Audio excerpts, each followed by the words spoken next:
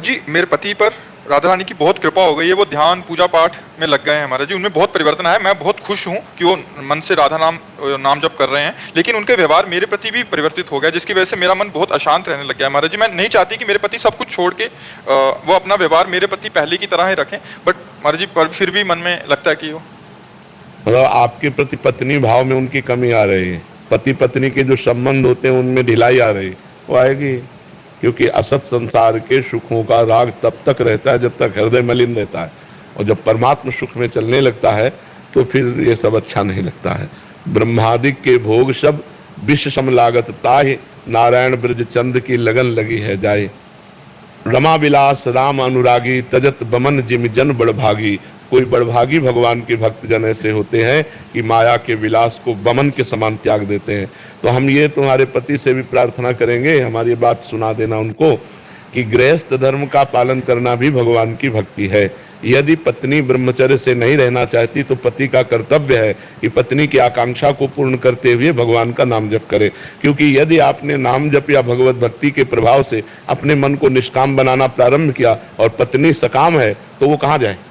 तो आप फिर अपने धर्म से भ्रष्ट हो जाएंगे। यदि वो गलत कदम रख देगी तो आपको अपनी पत्नी को धर्मयुक्त बनाने, अर्धांगिनी है वो, उसे धर्म से चलाने के लिए निष्काम होते हुए भी कामना की पूर्ति के हेतु आपको काम धारण करना पड़ेगा। धर्मयुक्त काम भगवान का स्वरूप है। धर्म विरुद्ध काम जो है वो नरकगामी बनाता है, वो नरक का द्वार है। कामः क्रोधा तथा लोभा तस्मात् दैत्यम त्यजेत, वो जो धर्म विरुद्ध है। इसलिए भगवान का आदेश है कि अपनी पत्नी की कामना पूर्ण करने के लिए उचित समय पर शास्त्र संयम के अनुसार धर्मयुक्त काम का व्यवहार करना चाहिए। ये भी भक्ति ही है, ये भक्ति के विरुद्ध नहीं है। जी, मेरा इतना वो नहीं कि वो ब्रह्मचर्य का मतलब बहुत पालन ना करें ऐसा कुछ। मेरा ये कि बहुत ज्यादा परिवर्तन हो गया है। सिर्फ ये अरे परिवर्तन इसका स्वरूप ही है भजन का ऐसा। जब भजन में वास्तविक हृदय से मन लग जाता है तो फिर दो जगह प्यार नहीं होता, संसार और भगवान। फिर भगवान से प्यार करते हुए संसार का निर्वाह तो किया जा सकता है, लेकिन संसार से प्यार नहीं हो सकता है, पक्की बात है। क्योंकि ये ऐसा है जैसे सत्य वस्तु का बोध करने की जब, तो फिर संसार का राग नहीं रहता है। ये केवल बनावटी फूल तब तक अच्छा लगता है जब तक असली फूल नहीं मिल जाता।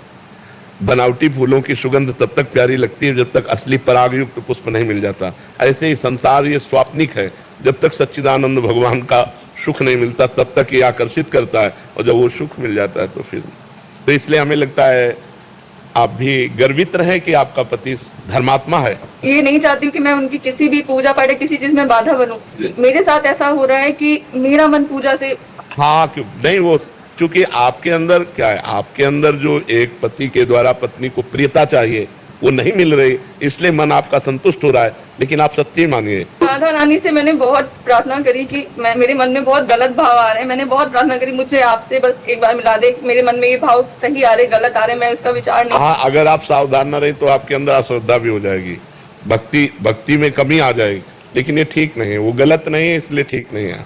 और उनको भी ये सुना देना कि वो हमारी बात को समझने की चेष्टा करें। अवतार सिंह जी पंजाब से। मर्जी सत श्री अकाल। मर्जी, विश्व के सभी धार्मिक ग्रंथ पूजनीय और आदरणीय है। मैंने केवल गुरु ग्रंथ साहिब का ही अध्ययन किया। प्रभु कृपा से मेरी इस ग्रंथ में पूर्ण आस्था और विश्वास है। गुरु नानक देव जी कृपा बहुत है मेरे पे। मर्जी, लगभग पिछले 1 साल से यूट्यूब के माध्यम से आपको सुन रहा हूँ। आपके विचार गुरु ग्रंथ साहिब से बहुत मिलते हैं। इस गुरु ग्रंथ साहिब ने पूर्ण ज्ञानी के लक्षण बताए हैं, उन्हीं लक्षणों को देखकर आपके दर्शन के लिए आया हूँ। महाराज जी, मेरी दिनचर्या में मैं सुबह 2:30 से 3 बजे उठकर 1.5 घंटा वाहिगुरु जी का नाम सिमरन करता हूँ। उस वक्त मेरे को आनंद के साथ साथ बहुत वैराग्य आता है, आंखों से आंसू बंदित नहीं होते। आनंद का शब्दों में बयान नहीं करता। यही फल है, यही फल है सुमिरन का। यही फल है कि जितना आप सुमिरन करोगे तो ये दृश्य झूठा है, टोटल झूठा है। जैसे सोने में कंगन है, कंगन झूठा है, सोना सत्य है। कंगन नाम झूठा है, ना कंगन ये पहले था ना बाद में रहेगा। पहले भी सोना था, बाद में भी सोना रहेगा। तो बीच में जो कंगन भास रहा है वो सोना ही है। पहले परमात्मा था, बाद में परमात्मा रहेगा। तो बीच में जो भास रहा है वो केवल परमात्मा है। ये जो दिखाई दे रहा है स्त्री पुरुष जड़ चैतन्य, ये नहीं है। तो जितना हम नाम जप करेंगे वाहिगुरु का, तो उतने हमें इससे वैराग्य होगा। अपने शरीर से, दूसरे के शरीरों से, भोगों से वैराग्य। अगर वैराग्य नहीं हो रहा तो हमसे कोई जरूर गलती हो रही है। अगर नाम जप से हमारा संसार की प्रियता का नाश नहीं हो रहा तो हमसे कोई गलती हो रही है, हमसे कोई धर्म विरुद्ध आचरण हो रहा है, कोई गलत बात हो रही है, नहीं तो इसका परिणाम ये बिल्कुल मन भागता है। संसार से किसी से बात नहीं करना अच्छा लगता, कोई भोग अच्छा नहीं लगता, एक अजीब सी व्याकुलता होती है। उस व्याकुलता को प्रिय लगता है एकांत। एकांत में ठहरना, कोई गुफा हो, नदी का किनारा हो, वृक्ष हो, या अपने घर में ही ऐसे एकांत जिससे हमसे कोई संबंध न रखे, हमसे कोई बात न करे। ये वाहेगुरु के नाम की कृपा का फल है। घर वाले और जो शरीर के संबंधी हैं वो सोचते हैं कि मैं डिप्रेशन में हूं, पर ऐसा नहीं। नहीं नहीं नहीं नहीं अभी तो मान लो जैसे आपसे बात कर रहे हैं तो दूसरा रूप है, और जहाँ हम एकांत में होते हैं तो कई बार हमारे ही सेवा में जो रहते हैं वो कहते हैं महाराज जी नाराज हो क्या। उनको लगता है कि महाराज जी किसी विशेष उसमें नाराज हो गए। अब भगवदाकार वृत्ति के लिए बस हिलना नहीं, डुलना शांत। अब कोई आया तो हाँ जी, तो उनको लगता है नाराज, और नाराज नहीं, अपनी दृष्टि है। एकाग्र परमात्मा दृष्टि जब की जाती है ना तो या तो डिप्रेशन मान लेगा या तो वो समझ लेगा कि परेशान है, नाराज है। ऐसा नहीं होता। वो अपनी समस्त इंद्रियों को समाहित करके एकमात्र परमात्मा में स्थित किए, तो उसको जो आनंद मिल रहा है वो बाहर कैसे उसको व्यक्त करे। और अब कोई डिप्रेशन में समझता है, कोई उसे पागल कहने लगता है, कोई उसको कुछ भी कहने लगता है। लेकिन ये बहुत उत्तम अवस्था आपकी है, गुरुवाणी जी की कृपा है, गुरु साहब की कृपा है। आप आगे बढ़ो, अधिक से अधिक जितना नाम जप करोगे रोना आने लगेगा, विकलता आने लगेगी। बस वाहेगुरु वाहेगुरु वाहेगुरु, सबसे छोटा अपने को समझने लगोगे, सब महान है, मैं सबसे लघु। यही गुरुवाणी जी की कृपा और यही वाहेगुरु नाम का स्वरूप। वाहेगुरु नाम परमात्मा, वही श्री कृष्ण है, वही शिव है, वही राम है, वही वाहेगुरु, एक ही परम तत्व है। उसे हम अलग अलग नामों से पुकारते हैं। खूब नाम जप कीजिए। सुधीर कुमार जी दिल्ली से। राधे राधे महाराज जी। महाराज जी, जब कोई लड़का अपने विवाह के समय लड़की के पिता के सामने दहेज की इच्छा या मांग रखता है और लड़की के पिता इच्छा पूरी भी करते हैं, तो क्या ये उस लड़के पर लड़की के पिता का कर्ज चढ़ जाता है, या अगर कर्ज नहीं है, धर्म से रहित बात है। ब्याह सुयोग्य कन्या सुयोग्य वर देख करके तय किया गया, ब्याह हो गया। अब लड़की पक्ष का जो भाव था वो वर पक्ष को दे दिया, बातचीत नहीं हुई। कहीं भी हमें शास्त्र में नहीं लिखा मिला कि उन्होंने हमसे कहा कि हम इतना इतना इतना देंगे। वो कन्या दी, उसके साथ जो उनका भाव रहा, वो चाहे 1000 सोने के रथ, 1000 हाथी, ये वो दे दिए। मांगना, तय करना, ये बिल्कुल शास्त्र विरुद्ध आचरण है, बिल्कुल नहीं करना चाहिए। किसका प्रश्न है? हाँ, बिल्कुल नहीं करना चाहिए। ना तो लड़के पक्ष को ये बात रखनी चाहिए, लड़के पक्ष को बात रखनी चाहिए तुम्हारी लड़की हमारे लड़के के सुयोग्य वर, ये काफी है, अब आपका जो मनावे सो दे देना, हम उसकी आकांक्षा नहीं रखते।